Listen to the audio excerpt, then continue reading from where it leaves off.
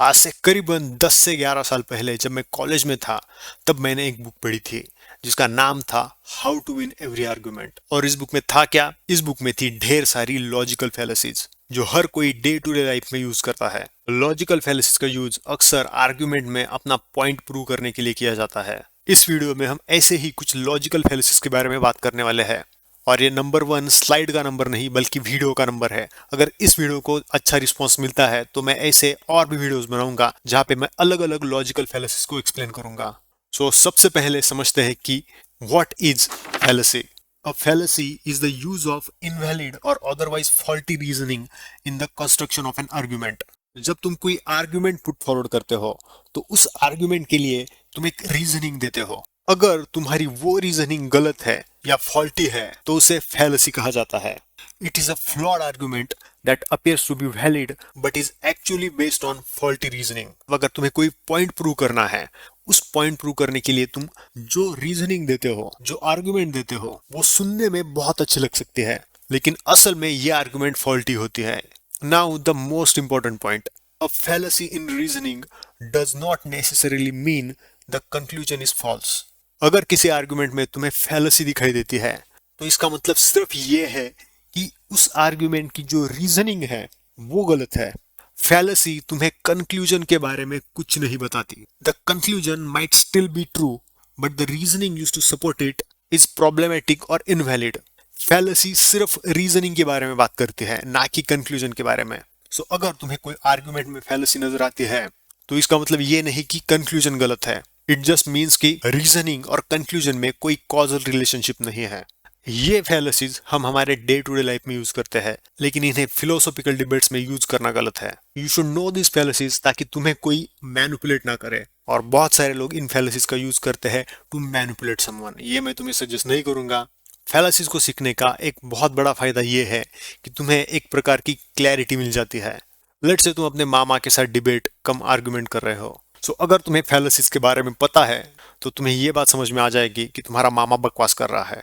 फैलेसीज कोई भी आर्गुमेंट जीतने के लिए एक बहुत बड़े हथियार का काम करता है। हम स्टार्ट करेंगे हमारे फर्स्ट फैलेसी से, जो है एक्सीडेंट। एक्सीडेंट मतलब to draw an exception to the rule to win the argument. हर रूल के कोई ना कोई तो एक्सेप्शंस होते हैं, लेकिन जब कोई इंसान उन एक्सेप्शंस को पॉइंट आउट करके तुम्हें ये बताने की कोशिश करे कि ये रूल ही गलत है तो that is accident fallacy. Because exception in the rule does not disprove the rule. इसका एक बहुत बड़ा प्रैक्टिकल एग्जांपल है जब हम फ्रीडम ऑफ स्पीच के बारे में बात करते हैं कि फ्रीडम ऑफ स्पीच एक फंडामेंटल राइट होना चाहिए। This is a generally accepted principle but it doesn't mean someone has the right to incite violence as this could cause panic and harm. लोग फ्रीडम ऑफ स्पीच को curb करना चाहते हैं ये बोल के कि कोई वायलेंस इंसाइट कर सकता है जिससे कि पैनिक और हार्म कॉज हो सकता है।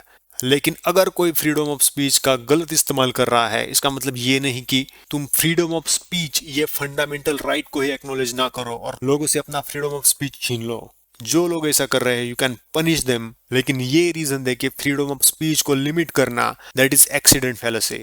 सिमिलर सी चीज ट्रुथ के बारे में कही जाती है। जब कोई ये आर्गुमेंट देता है कि हमेशा सच बोलना चाहिए तो अक्सर ये एग्जांपल दिया जाता है।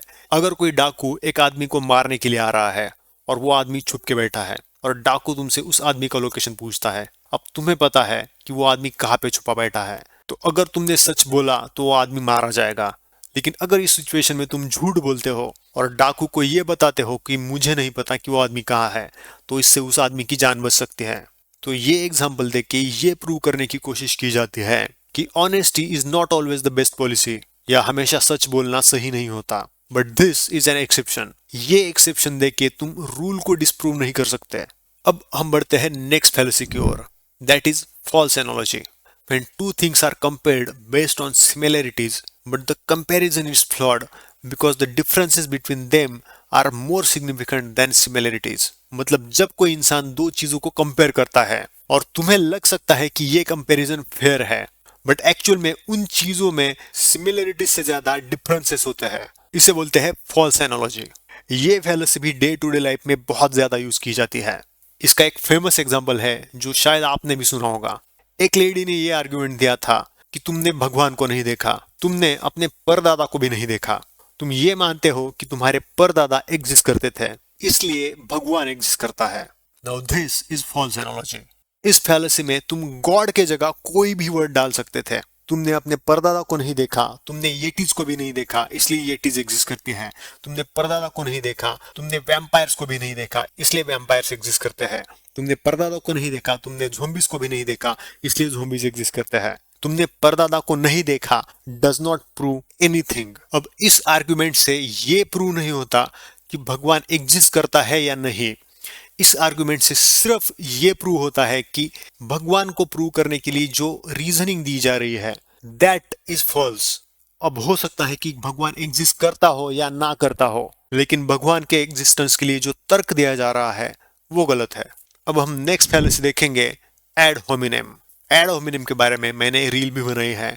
Ad hominem is attacking the person making the argument rather than the argument itself. जब तुम किसी पे पर्सनल अटैक करते हो बजाय कि उस आर्गुमेंट पे अटैक करने के, दैट इज एड होमिनेम। और ये फैलेसी भी डे टू डे लाइफ में बहुत ज्यादा यूज की जाती है। अब इस फैलेसी का सबसे बड़ा जो एग्जांपल है, जो मैंने भी बहुत जगह पे देखा है, वो साइकोलॉजी और फिलोसॉफी में यूज किया जाता है टू क्रिटिसाइज सिगमंड फ्रॉइड। जहाँ पे स्कॉलर्स ये बोलते हैं कि हमें फ्रॉइड को पढ़ना नहीं चाहिए क्योंकि सबको पता था कि वो कोकेन लेता था।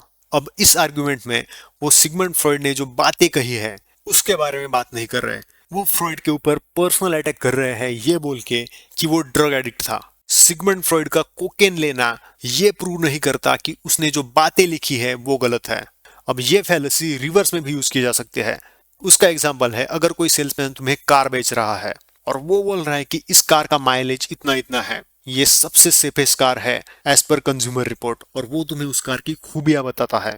अब यहाँ पे the salesman is being completely reasonable. लेकिन अगर कोई कस्टमर आके उससे ये कहता है कि तुम तो यही कहोगे क्योंकि तुम्हें कार बेचनी है, दैट इज एड होमिनेम। और इस चीज का अक्सर सेल्समैन के पास जवाब भी नहीं होगा। देन हम नेक्स्ट देखेंगे strawman fallacy. Strawman is misinterpreting someone's argument to make it easier to attack और रिफ्यूट। स्ट्रॉमैन मतलब होता है एक तिनके का आदमी। जब तुम किसी के आर्गुमेंट को तोड़ मरोड़ के पेश करते हो और जो आर्गुमेंट तुमने तोड़ मरोड़ के पेश किया है तुम उसको अटैक करते हो, तब उसे स्ट्रॉमैन फैलेसी कहा जाता है। मतलब सामने वाले ने जो बात कही भी नहीं, तुम ऐसा दर्शाते हो कि सामने वाले का कहने का मतलब ये है और तुम उस बात को अटैक करते हो, दैट इज स्ट्रॉमैन। अब इसका एग्जाम्पल है, पर्सन 1 कहता है cannabis needs to be legalised, लेकिन इसके जवाब में पर्सन 2 कहता है so you want all people to be drug addicts. अब यहाँ पे पर्सन 1 सिर्फ ये बोल रहा है कि cannabis should be legalised maybe because cannabis has some medicinal use. उसके और भी बहुत सारे फायदे हो सकते हैं।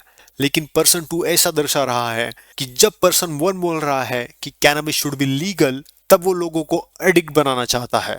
स्ट्रॉमैन फैलेसी का हमें सबसे बड़ा एग्जांपल देखने के लिए मिलता है जॉर्डन पीटरसन और कैथी न्यूमैन की डिबेट में। जब पीटरसन पूरी डिबेट में एक ही बात कह रहे थे कि आई नेवर सेड दैट, ये मैंने बोला ही नहीं, मैंने ये भी नहीं बोला, मैंने ये भी नहीं बोला, बट कैथी न्यूमैन पीटरसन के आर्गुमेंट्स को तोड़ मरोड़ के पेश करती है।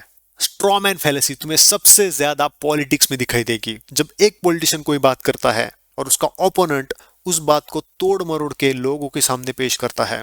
अब इस चीज का एग्जाम्पल देके मैं इस वीडियो को लेफ्ट वर्सेस राइट की डिबेट में नहीं बदलना चाहता, but you already know the examples. Next fallacy हम देखेंगे दैट इज फॉल्स डाइकोटोमी या फिर आइदर और फैलेसी। ये फैलेसी तब होती है जब तुम किसी के सामने सिर्फ 2 ऑप्शन रखते हो, जबकि असल में बहुत सारी पॉसिबिलिटीज मौजूद होती है। इसका एग्जाम्पल है, either we ban all cars to save the environment or the planet will be destroyed.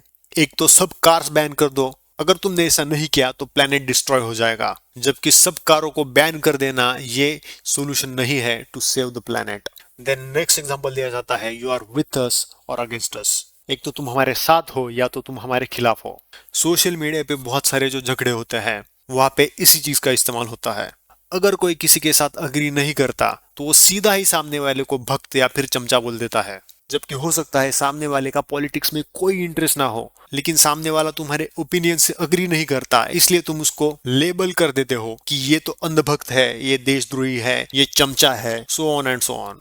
Then इस फैलेसी का यूज मार्केटिंग में भी किया जाता है। An ad for a weight loss program includes the following claim, you can either stay overweight or transform your life with our program. मतलब अगर तुमने हमारा प्रोग्राम ज्वाइन नहीं किया तो तुम हमेशा के लिए ओवरवेट ही रहोगे। मतलब ये बोलना चाह रहे हैं कि हमारे प्रोग्राम के सिवा दुनिया में ऐसी कोई चीज एग्जिस्ट नहीं करती जो तुम्हें वेट लॉस करने में मदद कर सकती है। देन नेक्स्ट फैलेसी हम देखेंगे, that is false cause. A false cause fallacy occurs when someone incorrectly assumes that one thing causes another without sufficient evidence or reasoning। मतलब जब कोई sufficient evidence और reasoning के बिना एक causal relationship establish करता है तो उसे false cause कहा जाता है। It is misjudging a coincidence as causation। हो सकता है दो चीजों का होना सिर्फ एक संयोग की बात हो, सिर्फ एक कोइंसिडेंस हो, लेकिन उनमें कॉजलिटी जोड़ दी जाती है। For example, every time I wear my lucky socks India wins the cricket match, therefore my lucky socks cause India to win. अगर कोई बोलता है कि मैं ये सॉक्स पहनने से इंडिया की टीम मैच जीतती है, इसलिए मेरे सॉक्स टीम इंडिया को मैच जिता रहे हैं, दैट इज फॉल्स कॉज। और जितनी भी सारी अंधश्रद्धाएं हैं, सुपरस्टिशंस हैं, वो इसी वजह से फैलती है। इसका और एक एग्जाम्पल है, जब किसी को प्लेसिबो दिया जाता है मेडिसिन के नाम पे। प्लेसिबो मतलब तुम समझ लो कि वो एक प्रकार की शुगर पिल होती है जिसमें ड्रग नहीं होता, वो एक डमी टैबलेट या कैप्सूल होती है। बट अगर कोई प्लेसिबो लेके ठीक होने लगता है तो वो उस चीज का क्रेडिट उस प्लेसिबो को देता है, जबकि उसकी बीमारी इतनी बड़ी थी भी नहीं, वो अपने आप ही ठीक हो रही थी। वो इंसान वो प्लेसिबो नहीं भी लेता तब भी वो ठीक होने वाला था। So this is false cause fallacy.